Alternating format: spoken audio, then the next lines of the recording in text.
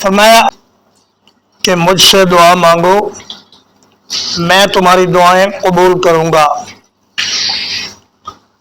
اس آیت کریمہ میں پہلے حصے میں جس چیز کو دعا فرمایا، آخری حصے میں اسی کو عبادت فرمایا، تو معلوم ہوا کہ دعا ہی عبادت ہے۔ نبی کریم صلی اللہ علیہ وسلم فرماتے ہیں الدعاء هو العبادہ، کہ دعا ہی عبادت ہے۔